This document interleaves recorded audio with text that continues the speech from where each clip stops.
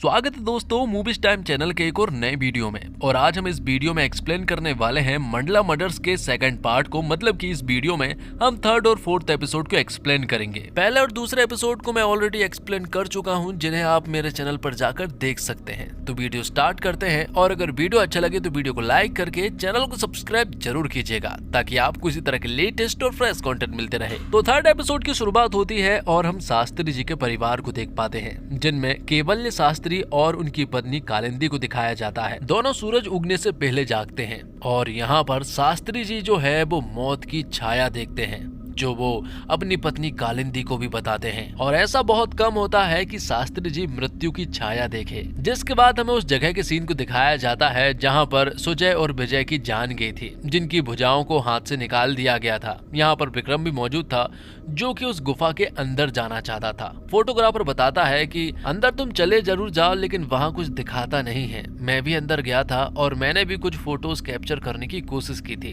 लेकिन अंदर फ्लैश काम नहीं करता है। तो विक्रम उस गुफा के अंदर जाता है और वहाँ पर एक मानव शरीर को देख पाता है। और विक्रम ने ये सब कुछ दरअसल में आग जलाकर देख पाया था। और दूसरी तरफ हम देखते हैं अनन्या भारद्वाज जो है वो अपने प्रचार में लगी हुई थी, क्योंकि उसे किसी भी हालत में ये इलेक्शन जीतना था। अब कल रात जो कुछ भी हुआ, अब यहाँ पर रिया जो है वो लोगों से पूछताछ करने लगती है। सबसे पहले तो वो बिरजू से पूछताछ करती है, क्योंकि पहला सस्पेक्ट तो वहीं पर बिरजू ही मौजूद था। रिया यहाँ पर बिरजू से पूछती है कि आखिरकार उसने वहाँ क्या क्या देखा, क्या उसने हत्यारा का चेहरा देखा। लेकिन बिरजू बताता है कि उसने अपने चेहरे को नकाब से ढका हुआ था। जिसके बाद रिया जो है वो अनन्या को बुलाती है और उससे भी वो पूछताछ करती है, क्योंकि उस ब्रिज पर अनन्या रिया को छोड़कर भाग गई थी। अनन्या का कहना ये है कि वो पुलिस को बुलाने के लिए गई थी, उन्हें इन्फॉर्म करने गई थी, लेकिन ऐसा कुछ भी नहीं हुआ था, क्योंकि अनन्या ने किसी को भी इन्फॉर्म नहीं किया था। अगर रिया मारी जाती, इसमें अनन्या को ही फायदा होता, क्योंकि फिर सुजय और विजय जो है वो उसके इलेक्शन में टांग नहीं अड़ा पाते। जिसके बाद रिया विक्रम से पूछताछ करती है। वो उससे पूछती है कि आखिरकार घनी रात में वो बरूना जंगल में क्या कर रहा था। विक्रम बताता है कि 20 साल पहले उसकी मां गायब हुई थी और उसने कुछ इन्वेस्टिगेशन के द्वारा ये पता किया है कि बरूना जंगल से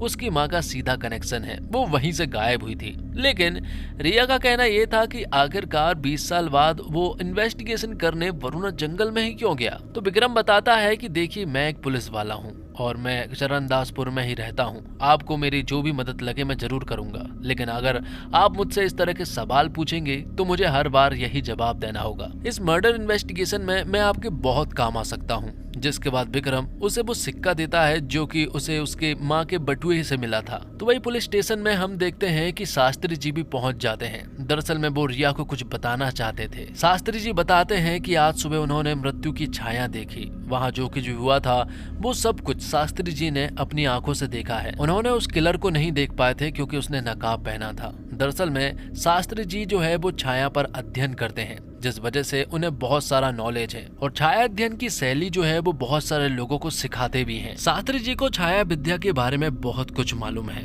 और वो इसके उपासक भी हैं। पर शास्त्री जी यहाँ पर रिया को ये बताने के लिए आए हैं कि अगली मृत्यु उनकी खुद की, मतलब शास्त्री जी की होने वाली है। वो बताते हैं कि इसके बारे में मुझे मेरे दोस्त जिमी खान ने बताया है। जिमी खान दरअसल में यहाँ पर हो रही हत्याओं पर अध्ययन करते आ रहे हैं, जिससे कि उन्हें मालूम चला है कि अगली हत्या जो है वो सौनक की होने वाली है। सौनक का मतलब होता है गुरु या फिर उस्ताद, और गुरु जो है वो मैं हूँ, क्योंकि मैं लोगों को छाया विद्या सिखाता हूँ, जिस वजह से अगली मृत्यु मेरी होने वाली है। कि तभी शास्त्री जी की पत्नी कालिंदी यहाँ पर आ जाती है। वो बताती है कि हमारा बेटा अमृत घर पर अकेला है और वो हम दोनों के बिना खाना नहीं खाता है, इसलिए हमें घर जाना होगा। तो शास्त्री जी ने जब जिमी खान के बारे में रिया और विक्रम को बताया, तो विक्रम तुरंत ही जिमी खान से मिलने के लिए पहुंच गया। तो जिमी खान सचमुच ही उन सारी हत्याओं के बारे में बहुत अच्छे से जानते हैं, लेकिन उन्हें ये नहीं पता है कि आखिरकार विक्रम कौन है, जिस वजह से वो उसे धुतकार कर यहाँ से भगा देते हैं। जिसके बाद हमें मालूम चलता है कि जिमी खान और शास्त्री जी बहुत अच्छे दोस्त हैं और उन्होंने इसी विषय पर कई बार बहुत अच्छे से बात भी की है। जिसके बाद रिया अपने लोगों के साथ शास्त्री जी के घर के आसपास पहुंचते हैं। तो रिया की मुलाकात होती है एक नाई से, जो कि शास्त्री जी के घर के सामने ही रहता है। वो उससे शास्त्री जी और कालिंदी के बारे में सब कुछ जानना चाहते हैं। और यहाँ पर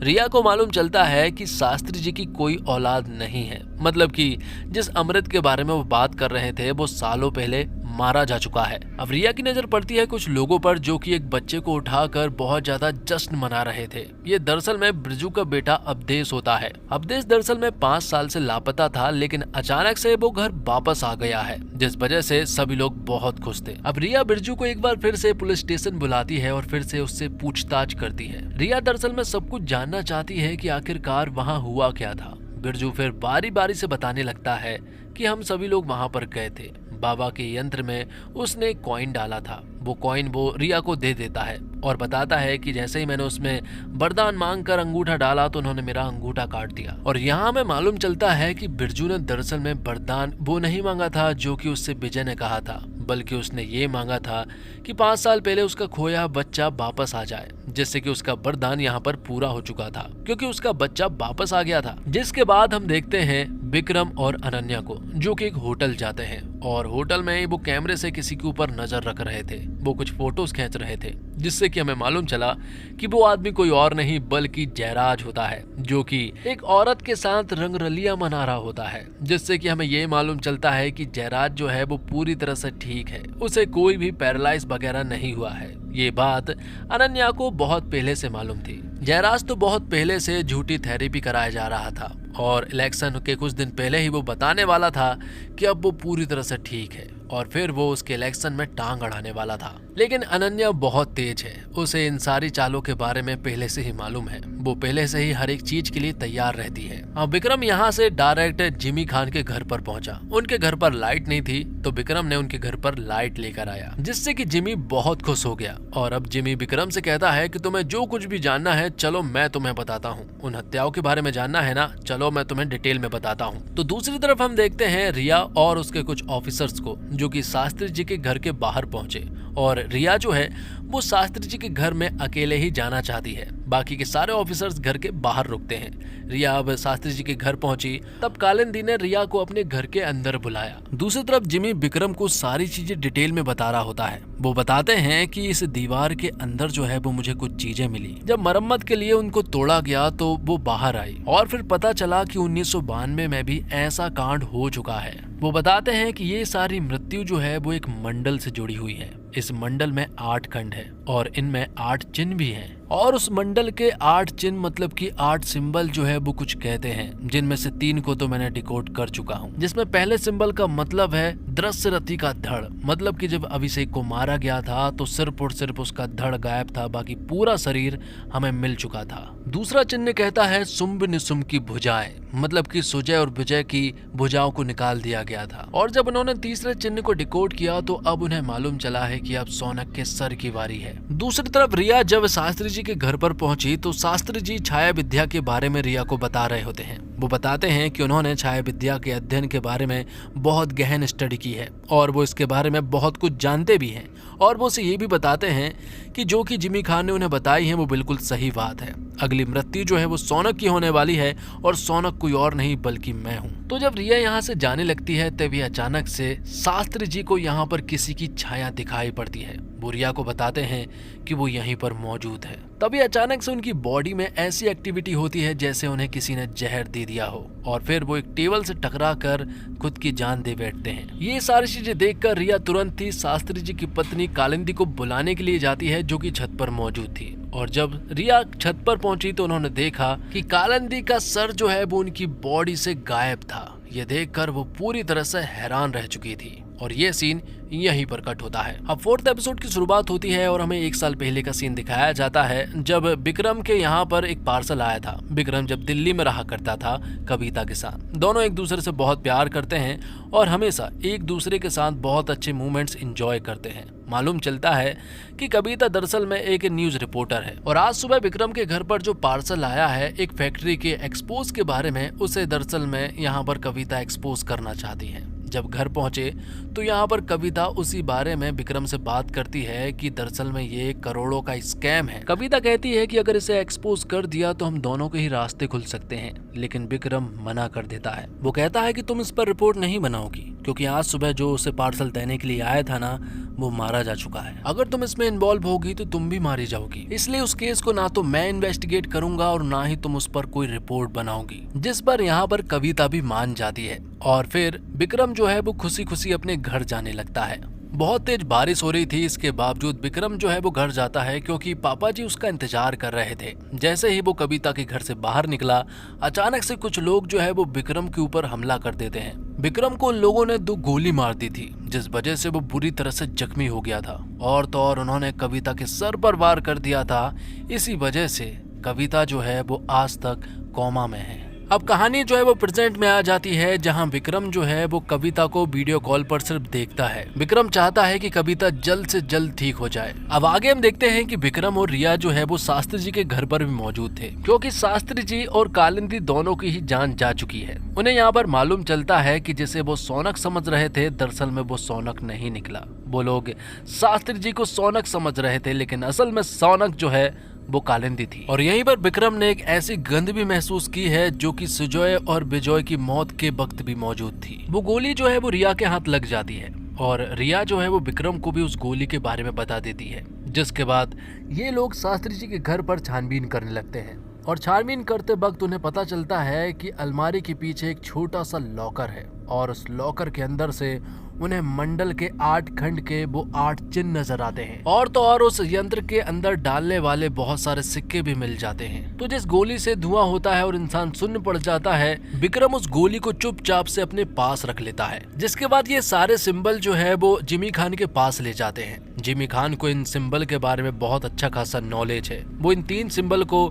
देखकर पहचान जाते हैं, जिनके बारे में उन्होंने अच्छी खासी स्टडी की है। पहला सिंबल कहता है दृश्यरति का धड़, दूसरा सिंबल कहता है सुम्ब निसुम की भुजाएं और तीसरा सिंबल कहता है सौनक का सर। तो बाकी के 5 सिंबल और मौजूद है, मतलब कि 5 और मौतें होंगी। तो रिया यहाँ पर जिमी खान से कहती है कि वो इन सारे सिंबल को अच्छे से स्टडी करे और सारी चीजों को डिकोड करे, ताकि हमें पता चल सके कि आगे किसकी मौत होने वाली है और हम उसे बचा सके। दूसरी तरफ साहनी और विक्रम जो है वो जगह जगह मेडिकल पर जाकर उस मेडिसिन के बारे में पता कर रहे थे, उस गोली के बारे में कि जिससे धुआं होता है और इंसानी शरीर जो है वो पूरी तरह से शून्य पड़ जाता है। वो कई जगह पर इस गोली के बारे में पता करते हैं, लेकिन कहीं से इसके बारे में कुछ पता नहीं चलता। आगे मालूम चलता है कि जिमी खान ने चौथे चिन्ह को भी डिकोड कर लिया था और उसका मतलब था किसी राजकुमारी का चेहरा। मतलब कि उन्हें चरणदासपुर में किसी ऐसी लड़की को ढूंढना है जिसका ताल्लुक जो है वो राजघराने के घर से हो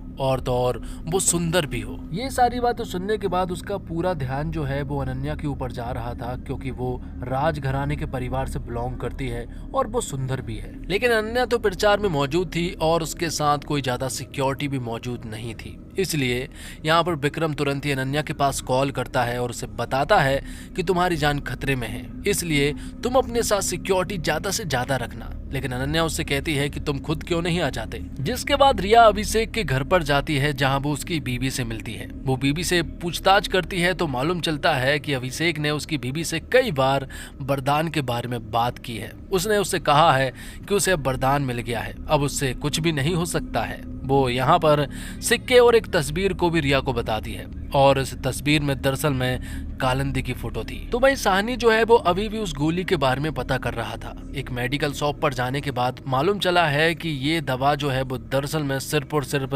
चरणदासपुर से लगभग 15 किलोमीटर की दूरी पर मिल सकता है। अगर वहाँ नहीं मिली तो समझ लो ये कहीं भी नहीं मिल सकती। अब विक्रम को कहीं ना कहीं ऐसा लग रहा है कि अगला नंबर जो है वो अनन्या का हो सकता है, इसलिए वो उसके साथ रहने लगता है। जब वो एक होटल जाते हैं तो वहां भी वो अनन्या के साथ थोड़ा वक्त बिताता है। मालूम चलता है कि दरअसल में विक्रम जो है वो कविता से पहले से अनन्या को जानता था। दरअसल में अनन्या के पिताजी भी एक पॉलिटिशियन थे और विक्रम की जिम्मेदारी अनन्या को प्रोटेक्शन करने की थी। उसी समय दोनों की मुलाकात हुई थी और तब से अनन्या जो है वो विक्रम को पसंद करने लगी थी। ये बात शायद विक्रम को नहीं मालूम थी, क्योंकि 4 साल के बाद उसे कविता मिली थी। लेकिन शायद अभी भी अनन्या जो है वो विक्रम को पसंद करती है, जिस वजह से वो एक दूसरे के नजदीक आ जाते हैं और फिर यहाँ पर वो एक किस भी कर लेते हैं। लेकिन तभी विक्रम अनन्या से दूर हो जाता है, क्योंकि वो अभी भी कविता से ही प्यार करता है। जैसे ही वो सिगरेट पीने के लिए बाहर जाता है कि तभी अचानक से उसने एक आवाज सुनी और उसने देखा कि कोई अनन्या को मारने की कोशिश कर रहा है, जो कि एक नकाबपोश आदमी था। जब विक्रम ने उस इंसान को अनन्या से दूर किया तो मालूम चला कि ये तो सुजय और विजय का भाई है, जिसका नाम बंटी है। दूसरी तरफ हम देखते हैं साहनी को, जो कि उस जगह पर पहुंच चुका था जहां पर उस गोली के बारे में पता लग सकता है, लेकिन वहां ताला लगा हुआ था और बहुत अंधेरा भी था। लेकिन जैसे तैसे करके साहनी जो है वो घर के अंदर पहुंच जाता है और यहाँ अनन्या विक्रम को बताती है कि जिस नकाबपोश को तुम ढूंढ रहे हो वो ये नहीं है, क्योंकि बंटी तो यहाँ सिर्फ और सिर्फ सुजॉय और विजय का बदला लेने आया था। क्योंकि बंटी को ऐसा लगता है कि सुजॉय और विजय मेरी वजह से मारे गए हैं, इसलिए वो मुझे मारने आया था। दूसरी तरफ हम देखते हैं रिया को, जो कि उसी मेडिकल शॉप पर पहुंच गई थी और वहां पर उसने साहनी की बाइक को भी खड़ा हुआ देखा था। दरअसल में इसी जगह के सामने रिया ने कालिंदी की फोटो देखी थी, जो कि अभिषेक की पत्नी ने रिया को दी थी, जिस वजह से वो यहाँ पर आई है और अब उसे साहनी के बारे में मालूम चला है। जब वो उसके पास कॉल करती है तो साहनी का मोबाइल उसी मेडिकल शॉप के अंदर से बजता है, तो रिया तुरंत ही अंदर घुसती है जहां पर बहुत अंधेरा था और फिर उसका सामना उसी नकाबपोश इंसान से होती है, जो कि यहाँ पर रिया से फाइट करता है। मालूम चलता है कि ये तो एक लड़की है, लेकिन उसका चेहरा ठीक से नहीं दिखाया गया था। वो नकाबपोश लड़की यहाँ पर एक चेहरे को कलेक्ट करने के लिए आई थी। वो यहाँ से उस चेहरे को एक बरनी में भरकर यहाँ से ले जा लेती है और फिर मालूम चलता है कि साहनी की जान जा चुकी है। यह देखकर कहीं ना कहीं रिया को बहुत बुरा लगा था, लेकिन जब इसके बारे में विक्रम को पता चला तो वो तो पूरी तरह से हैरान रह चुका था, क्योंकि साहनी जो है वो विक्रम का बहुत ही अच्छा दोस्त था। ये समझ लीजिए कि विक्रम जो है वो साहनी को भाई मानता था, लेकिन जब उसने उसे इस हालत में देखा तो वो यहाँ पर बहुत रोता है। अब दूसरी तरफ हमें दिखाया जाता है कि अभिषेक के धड़ पर सुजॉय और विजय के हाथों को सिलाई करके लगाया जा रहा था और तो और हम उन्हीं के पीछे एक चेहरे को भी देख पाते हैं, जो किसका है फिलहाल तो नहीं पता। लेकिन इसी के साथ 4th एपिसोड यहीं पर समाप्त हो जाते हैं। तो दोस्तों उम्मीद करता हूँ आपको वीडियो पसंद आई होगी। वीडियो पसंद आई हो तो वीडियो को लाइक करके चैनल को सब्सक्राइब जरूर कीजिएगा, ताकि आगे के एपिसोड में जल्द से जल्द अपलोड कर सकूं। और इसी तरह के कंटेंट पाने के लिए आप हमारे चैनल को सब्सक्राइब कीजिए, ताकि आपको इसी तरह के लेटेस्ट और फ्रेश कंटेंट मिलते रहे। मिलते एक और कमाल की वीडियो के साथ, तब तक के लिए आप हमारे चैनल के साथ बने रहिए। धन्यवाद। जय हिंद, जय भारत, जय श्री राम।